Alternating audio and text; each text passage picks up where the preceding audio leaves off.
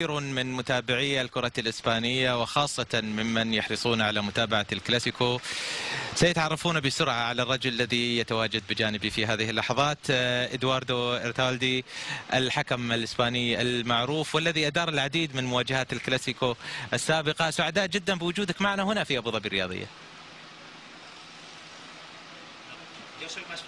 أنا سعيد أكثر لأن لدي ذكريات جيدة جدا من الإمارات، وكانت ذكريات جميلة جدا. نتطلع إلى أن تصنع ذكريات جديدة في قادم الأيام في الإمارات.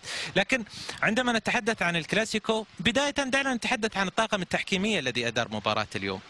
ريكاردو بونغتيكسا لم يحصل إلى الآن على الشارة الدولية، لكنه يمنح أول مباراة في الموسم المحلي وهي كلاسيكو وسوبر. Eso es, entonces el problema de المشكل في الكلاسيكو هو عند مثل الفورمولا واحد، عندما تقود فعلا وامامك لفه لابد لن تنجح فيها، وهذا هو المشكل بالنسبه لحكم دولي الذي ليس لديه الخبره ولم يحكم المباريات المهمه. لا تفكر كثيرا في الاحداث التي تحصل، لذلك عندما تخسر رقابه او سيطره على المباراه، لانه كان يبحث بعد ذلك ما الذي حصل قبل ذلك وما الذي قام به، وبعد ذلك ماذا كريستيانو رونالدو، بعد ذلك بعض القرارات الأخرى. أنا أعتقد أن الفريق كان سهل والحكم لم يقدم كثيرا، ولكن ينزع منه الثقة وينزع منه تلك المصداقية. سنرى 5 حالات أيضا كيف تدخل فيها. طيب دعنا نبدأ مع الحالات على حسب تسلسل المباراة الزمني. والحالة الأولى التي اختارها الدولي السابق إدواردو إرتالدو الحكم الإسباني المعروف. Aquí es una mano que piden de Carvajal, هذه لمسة el jugador del Real Madrid. Pero si os fijáis es una mano. ولكن إذا ركزنا هنا وضع اليد عادي طبيعي جدا، هنا ليست بعيدة عن الجسد، والكرة لمست الكرة والكرة هي التي رجعت. لا ركلة، كان قرارا سليما. أيضا الحالة الثانية كانت تسلل كريس الذي احتج عليه حتى هو واحتج عليه زملائه في ريال مدريد. Para eso, vamos a la segunda jugada. Para mí aquí no hay penalti y esta jugada. هذه الحالة هنا por muy poco, pero es fuera de juego. نرى أن موجود في تسلل وسهل بالنسبة للمساعد على هذا المستوى. عندما ترى لا تخرج، كانت متوجهة واقفة الدفاع برشلونة، ولكن مهم بالنسبة للمساعد في مثل هذه الحالات. هي صعب صحيح، ولكن الدفاع يتقدم لافتكاك الكرة وهناك التحركات واضحة جدا، ولكن هذا كان سليم. نحن بدأنا بالحالات السهلة، الآن ندخل في الحالات المعقدة، والبداية مع ركلة جزاء برشلونة. هل كانت صحيحة؟ الآن تأتي صعوبات. نعم.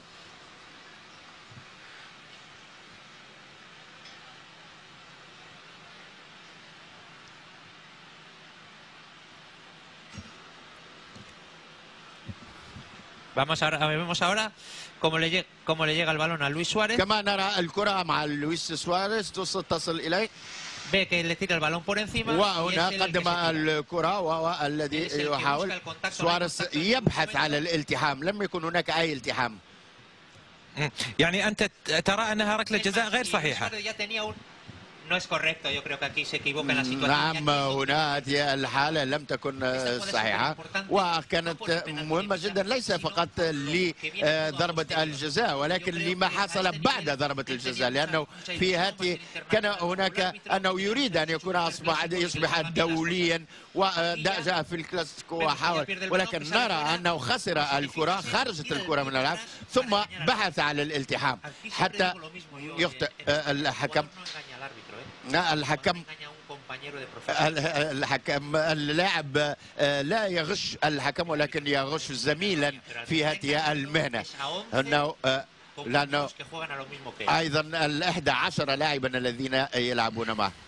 هناك لاعبين تعرف عنهم أنهم يجيدون خداع الزملاء مثل ما قلت، وحتى الحكماء زملائك، الحكام زملائك أنت. ما الذي أوقع الحكم في الفخ؟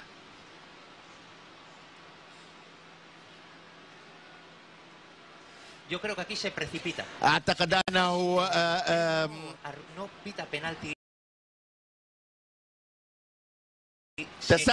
تسرع نوعا ما هنا. انظر، كان هناك شك. أنت تنظر إلى الحكم حاليا، انظر إلى الحكم، لم يعلن على ضربة الجزاء، كان ينتظر ردة فعل من زميله، ولكن كان هناك شك، ولذلك أعتقد إذا كانت هناك بعض الشك في ضربة الجزاء لابد أن تتركها تمر. إذا إرتالدو يقول بأن ركلة الجزاء التي سجل منها برشلونة هدفه الوحيد في هذه المباراة كانت ركلة جزاء غير صحيحة، كان من المفترض إنذار على سواريز. نعم، وتكون الثانية، تكون الإنذار الثاني، وكان الإنذار الثاني وكان سيخرج. ما حضر مع كريستيانو كان من المفترض أن يحضر مع سواريز، هذا ما تقوله. طيب، قبل طرد كريستيانو رونالدو نشاهد الحالة التي تحصل منها على البطاقة الصفراء الأولى والتي أتت بعد هدفه الثاني. توقف هنا، انظر إلى هنا، الحكم أين ينظر؟ يضع ضغطا على ميسي، ثم بعد ذلك ذهبت الكرة. هنا لم تكن متمركزا جيدا الحكم. إذا عدنا الحالة من البداية، انظر إلى الحكم وتمركز الحكم في هذه الحالة. نعيدها من جديد.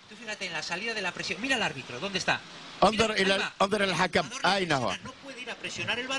لا يتمكن اللاعب من السيطرة على الكرة بطريقة جيدة، وأعتقد أنه لابد أن أوقف لاعب برشلونة إذا تريد أن إعادة مشاهدة هذه الحالة. لم يترك اللاعب يذهب إلى، وكان تحت ضغط، كانت تمركزا خاطئا من الحكم، وهذا أيضا سيكون له نتائج بعد ذلك أيضا، لأن الحكم الذي يأتي بخبرة عندما تخطئ تنسى الخطأ.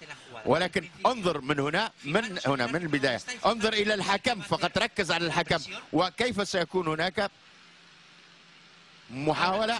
وهنا انظر لاعب برشلونة يصطدم بالحكم، وريال مدريد تمكن من الصعود بالكرة وخراج الكرة، وهنا استمر تمركز خاطئ جدا ونتج عنه هدف.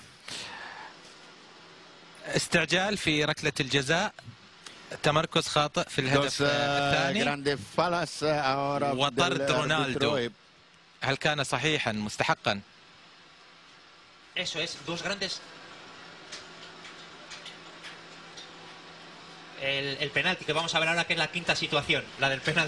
نشاهد هنا الحالة الخامسة، لأن ليس هناك تكون أنت حكم، أنت بشر، هنا لابد أن تكون الذهن واضح وصافي. عندما تفكر في لعبة مرت وقديمة تكون هناك مشاكل في القرارات القادمة. هنا رونالدو، هنا تيتي وضع تكأ عليه بجسده، وربما رونالدو لم يبحث عن ضربة الجزاء أو غش الحكم، ولكن هنا هذه هي الحركة التي يمكن أن نتحدث عنها لاحقا. ولكن هنا لما وضع جسده المدافع على رونالدو سقط. مرة أخرى نرى أنه هنا وضع جسده على رونالدو، ليس هناك ضربة جزاء بالالتحام بهذه الطريقة. ولكن عندما تحكم مثل هذه، تعرف رونالدو جاء من 3 تدريبات فقط بعد شهرين من الإجازة، ثم تدرب 3 مرات، وفي هذه الحالة أعتقد وهنا دفع الحكم لا يمكن أن يقبله، سواء رونالدو أو الحكم، لأنه هنا الدفع بالحكم خطير جدا. ربما 4 مباريات إيقاف، من 4 إلى 12 مباراة إيقاف، لأن الحكم هو السلطة داخل الميدان، والسلطة لا يمكن أن تدفعها بتلك الطريقة ولا تضع يدك على نطلب على أنت اسمك كريستيانو رونالدو، اسمك ميسي، ولا يمكن أن نشاهد مثل هذه الحركات على الميادين. إدواردو، إذا أنت تقول بأن رونالدو من الممكن أن يتحصل على عقوبة إضافية بعد دفعه لحكم المباراة الذي لا تتفق مع البطاقة الصفراء الثانية التي طرد على إثرها رونالدو من المباراة.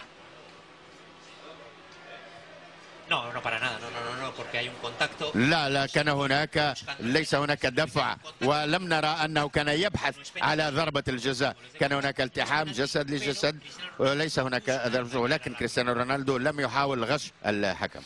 إذن هذه الحالات الخمس الأبرز التي حضرت اليوم والتي لم تؤثر على نتيجة المباراة من حسن حظ الحكم إدواردو.